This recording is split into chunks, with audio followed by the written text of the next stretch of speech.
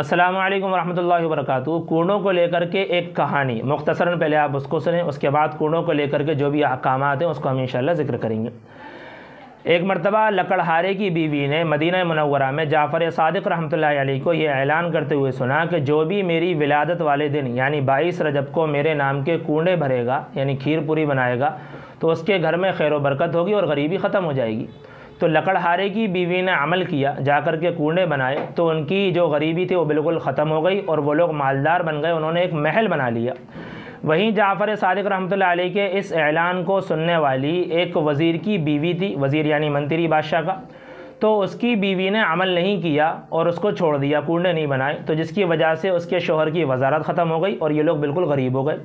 तो जब वज़ीर की बीवी को अफसोस हुआ तो उसने दोबारा से फिर तौबा कर करके इमाम जाफ़र सादिक़ रहमतुल्लाहि अलैहि के नाम के कूड़े बनाए, तो वापस से वो लोग, उसका जो शौहर था वज़ीर बन गया और अमीरी लौट करके आ गई, गरीबी ख़त्म हो गई। तो उसके बाद से लोगों ने इस रस्म को मनाना हर साल शुरू कर दिया। हर साल 22 रजब को कूड़े बनाए जाते हैं ताकि उनके घरों में खैर व बरकत पैदा हो, क्योंकि इमाम जाफ़र सादिक़ रहमतुल्लाहि अलैहि की विलादत 22 तारीख को हुई थी। लेकिन हकीकत यह है कि ये एक कहानी है, ये झूठ है, टोटल मन गढ़ंत वाक़या है, ऐसा कुछ भी नहीं है। ना तो इमाम जाफ़र सादिक़ रहमतुल्लाहि अलैहि जो एक बहुत बड़े बुज़ुर्ग थे उन्होंने कोई ऐसा ऐलान नहीं किया। ठीक इसी तरीके से उनकी विलादत भी जो है ना वो रजब में नहीं है, 22 रजब को जिस तरीके से मनाया जाता है, उनकी विलादत हुई थी रमज़ान में, 8 रमज़ान मुबारक में, और उनकी वफ़ात हुई थी शव्वाल के महीने में जो रमज़ान के बाद होता है। इसलिए कूड़ों का ताल्लुक़ जाफ़र सादिक़ रहमतुल्लाहि अलैहि से बिल्कुल भी नहीं है, बल्कि ये जो कूड़े बनाए जाते हैं ये शियाओं की तरफ से पैदा हुए।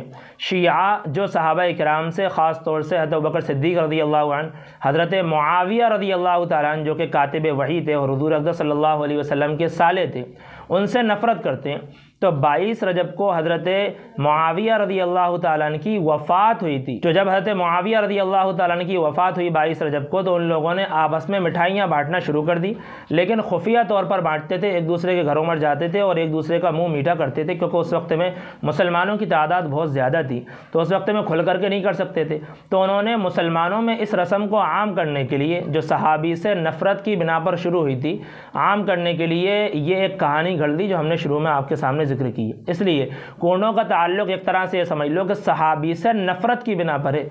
अगर आप किसी सहाबी से नफ़रत करते हो तो कुफ्र के करीब है। किसी भी सहाबी से नफ़रत करना या आपको कुफ्र के करीब ले जाएगा, आपको ईमान से खारिज कर सकता है। इसलिए कूड़े जो आपको सिर्फ खीर और पूरी नज़र आ रहे हैं, ये इंतहाई ख़तरनाक है, इनसे बचें आप।